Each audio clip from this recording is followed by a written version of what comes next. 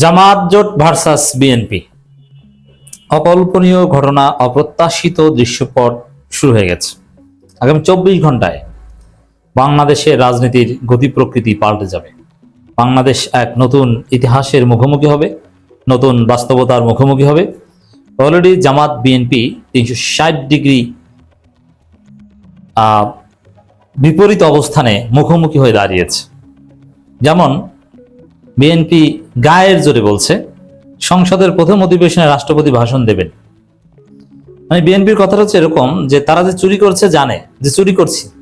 অনেকে বলে না কিছু কিছু চোর আছে যে আপনি যদি তাকে ধরতে পারেন তাহলে অনেক চোর তো যে চুরি করেছে ভাই মাফ করে দেন, কিন্তু কিছু চোর আছে বিশেষ করে পারিবারিক পরিমণ্ডলে ঘটে।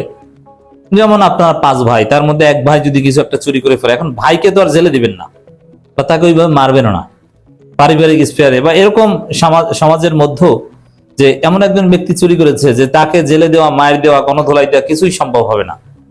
সেক্ষেত্রে ওই চোর বলে যে চুরি করেছি তাতে কি হয়েছে, কি আছে না এরকম এরকম যে বিএনপি জানে যে এটা একটা অন্যায়, এটা গাদ্দারি, এটা দৃষ্টিকটু এবং এটা এক প্রকার বেআইনি। যে রাষ্ট্রপতি চুপ্পু সংসদে ভাষণ দিবেন এটা হারাম। কেন? আওয়ামী লীগ নিষিদ্ধ এবং আওয়ামী লীগের পতন হয়েছে। সেই নিষিদ্ধ আওয়ামী লীগের রাষ্ট্রপতি কিভাবে বৈধ হয় এখনো? এবং যে আওয়ামী লীগের পতন হয়েছে জুলাই অভ্যুত্থানে, জুলাই বিপ্লবে, এবং জুলাই শহীদদের প্রতি মিনিমাম শ্রদ্ধা দেখানোর অংশ হিসেবেও তো এই আওয়ামী রাষ্ট্রপতি ভারতের দালালকে কিছুতেই ভাষণ দিতে দেওয়া উচিত নয়। এটা যে অন্যায় এটা বিএনপি জানে, বুঝে, তারপরও ওই চুরি করেছে, জেনেছে, ধরা পড়েছে, তারপরও যেরকম বলে চুরি করেছি তাতে কি, ওইরকম বলছেন সালাউদ্দিন আহমেদ। সংসদের প্রথম অধিবেশনে রাষ্ট্রপতি ভাষণ দেবেন, এর মানে জনগণ যাই বলুক এতে তাদের কিছু আসে যায় না। নির্লজ্জ আচরণ করছে বিএনপি, একদম নির্লজ্জ আচরণ। বিএনপি কোনো লজ্জাশরম তো নাই, জানে যে চাঁদাবাজি করে, মানুষ চাঁদাবাজি বলে, তারপর ওটা করে। এটা কিয়ামতের আলামত। শেষ জীবনে মানে শেষ জমানায় মানুষের লজ্জা শরম থাকবে না। বিএনপির কোনো লজ্জা শরম না, একটা নির্লজ্জ পার্টি। কারণ নির্লজ্জ পার্টি না হলে এই শাহাবুদ্দিন চুপ্পুকে দিয়ে ভাষণ দেওয়াতে পারে না, মিনিমাম লজ্জা থাকলে। তাও এখন বিএনপি ক্ষমতা আসার পর সংবিধান তো বিএনপি কিছুই মানছে না, মিথ্যে কথা বলছে সংবিধান মানছে। চাইলে এখানেও বিকল্প কিছু করতে পারতো না। সংবিধানে সংসদের প্রথম অধিবেশনে রাষ্ট্রপতি ভাষণ দেবেন, রাষ্ট্রপতি সংসদের প্রথম অধিবেশনে ভাষণ দেবেন, এটা সাংবিধানিক বাধ্যবাধকতাও না, কিন্তু তারপরও দেয়াচ্ছে। এটা হচ্ছে চূড়ান্ত পর্যায়ে নির্লজ্জতার প্রমাণ, বিএনপির ঘাটতারামির প্রমাণ, জনগণের সাথে বিশ্বাসঘাতকতা, জুলাই অভ্যুত্থানের জুলাই স্প্রিট পরিপন্থী কাজ, এবং বিএনপি যে জুলাইকে মানে না তার একটা প্রমাণ। এর ঠিক সম্পূর্ণ বিপরীত কথা বলছেন জামাত ইসলামী। স্পষ্টভাবে জামাতের সংসদীয় দলের মিটিং শেষে ডাক্তার সৈয়দ আব্দুল্লাহ মোহাম্মদ তাহের এমপি তিনি বলছেন স্বৈরাচারের দোসর রাষ্ট্রপতির সংসদে ভাষণ দেওয়ার অধিকার নাই। তো একদম বিপরীতমুখী অবস্থানে আবার নাহিদ ইসলাম বলেছেন যে রাষ্ট্রপতিকে গ্রেপ্তার করতে হবে। কিসের ভাষণ দিবেন? একে অভিশংসন করে গ্রেপ্তার করতে হবে। বোঝা যায় যে বিএনপি জামাত বা জামাত জোট বিএনপি মুখোমুখি অবস্থানে আছে, একদম 360 ডিগ্রি মুখোমুখি অবস্থানে আছে, সম্পূর্ণ বিপরীতমুখী অবস্থানে আছে। এবং ভাষণের সময় যেহেতু ভাষণ দিবেন এটা তো ঠেকানো যাবে না। ভাষণের সময় জামাত এনসিপি কি করে, ডেপুটি স্পিকার পদ জামাত নেয় কিনা, এবং সংবিধান সংস্কার পরিষদের বিষয়ে কি হয়, জামাত এনসিপির রিয়াকশনটা কি, তার বিপরীতে বিএনপি সরকার কি করে, অনেক কিছু আগামী 24 ঘন্টার মধ্যে ঠিকঠাক হবে। অতএব এক বিরল পরিস্থিতির মুখে বাংলাদেশ। 24 ঘন্টার মধ্যেই নানা নাটকীয়তার রহস্যভেদ হবে এবং পরিস্থিতি কোন দিকে যাচ্ছে সবকিছু জাতির সামনে স্পষ্ট হবে। তবে বিএনপি জাতির সামনে গাদ্দার হিসেবে প্রতিষ্ঠিত হলো, এতে কোনো সন্দেহ নেই। দর্শক দেখেন, আবার স্পিকার ও ডেপুটি স্পিকারের শপথ পড়াবেন রাষ্ট্রপতি, মানে সবকিছু রাষ্ট্রপতি। তাহলে যদি বলা হয় যে বিএনপি সালাউদ্দিন আপনাদের আব্বাকে, তাও বলবে রাষ্ট্রপতি।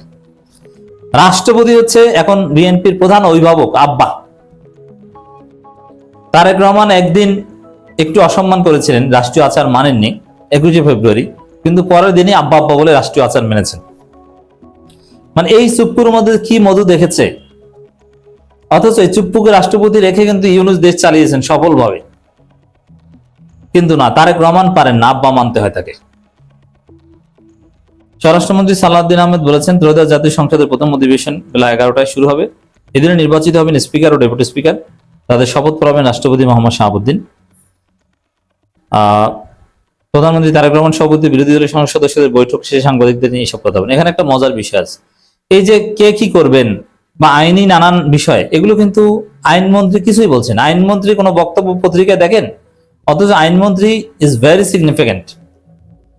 আইনি ব্যাখ্যা রিলেটেড সমস্ত ব্যাখ্যা আইনমন্ত্রী দেওয়ার কথা, কিন্তু আইনমন্ত্রী দৃশ্যপটের বাইরে সবকিছু বলছেন সালাউদ্দিন আহমেদ। অনেকে বলছেন যে তারেক রহমানের চাইতে বেশি ক্ষমতা সালাউদ্দিন আহমেদের, কারণ de facto prime minister Salahuddin Ahmed. কারণ ভারত সালাউদ্দিন আহমেদকে ট্রেনিং দিয়ে এমন ভাবে গড়ে তুলেছে, এখন সালাউদ্দিন আহমেদই অল ইন অল।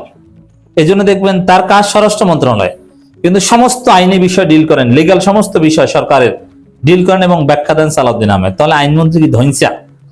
আইনমন্ত্রী বানিয়েছেন কি জন্য? আইনমন্ত্রীকে দেখলেই কেমন যেন একটু সোর সোর মনে হয়, মানে চোখ ভিতরে ঢুকে গেছে।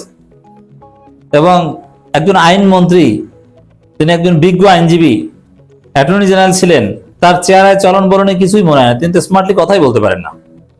মানে এই লোকের মধ্যে কি মধু আছে আমি জানি না। এই লোক তো আওয়ামী লীগের দালাল, কারণ আওয়ামী লীগ নিষিদ্ধ ঠেকিয়েছিল, এটা তিনি নিজে স্বীকার করেছেন। এবং আমি জানি না কোর্টে যদি তার কোনোদিন হিয়ারিং শুনতে পারতাম, অথবা তার আন্ডারে যারা কাজ করেছেন বা একসাথে যারা কাজ করেছেন, এমন কারোর সাথে আমি কথা বলতে পারিনি যে তার পারফরমেন্স কেমন। কিন্তু ওভারঅল বডি ল্যাঙ্গুয়েজ বা সামগ্রিক দিক থেকে কথাবার্তার ধরন দেখে অত্যন্ত দুর্বল মানে আইনজীবী মনে হয়। এই আইনমন্ত্রী হয় কিভাবে? যাই হোক, এর মনে হয় ওই সালাউদ্দিন আহমেদের মতো কোনো খুঁটির জোর আছে প্রতিবেশী দেশে, যে জোরের ফলে আইনমন্ত্রী হয়েছেন। ঠিক আছে, হয়েছেন, আরে ভাই ব্যাখ্যাগুলো আপনি দেন, কিন্তু দুনিয়ার সবকিছু সালাউদ্দিন আহমেদ কি তাহলে ডিফ্যাক্টো প্রাইম মিনিস্টার? এরকমই তো মনে হয়। এই যে কথাগুলো বলছেন যে সংসদ শুরু হবে, শপথ পড়াবেন, অমুক অমুক, এগুলো সব আইনমন্ত্রী বলা কথা। তাহলে আসলে বাংলাদেশের মতো চলছে না, আইন অনুযায়ী সংবিধান অনুযায়ী চলছে না। এটা প্রতিবেশী দেশে আমেরিকা চালাচ্ছে, আর চালাচ্ছে ওই সালাউদ্দিন আহমেদের মাধ্যমে, আর বাকিরা কাঠের পুতুল নাকি? জামাত সম্পূর্ণ বিপরীত অবস্থানে আছে। দেখেন, জামাতের নায়েব আমির সৈয়দ আব্দুল্লাহ মোহাম্মদ তাহের বলেন, স্বৈরাচারের দোসর রাষ্ট্রপতি মোহাম্মদ শাহাবুদ্দিন সংসদের ভাষণ দেওয়ার কোনো অধিকার নেই।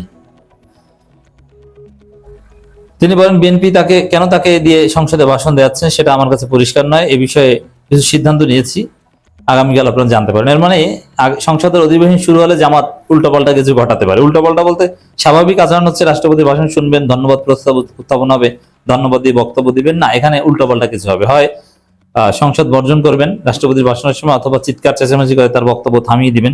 এরকম কিছু হতে পারে। তবে ব্যতিক্রমী ক্রিয়েটিভ কিছুই করবে।